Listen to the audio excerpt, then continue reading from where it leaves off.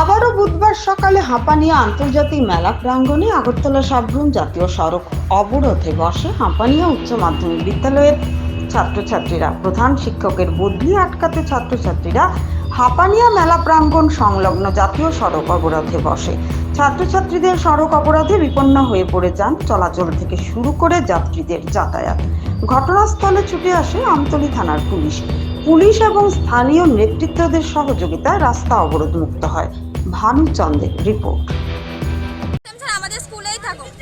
তোমরা কোন স্কুলে আসছো? তোমরা স্কুলের কোন শিক্ষক বদলি হয়েছে? এখন তোমরা কি চাও? রাস্তা অবরোধ কতক্ষণ তোমরা রাখবা?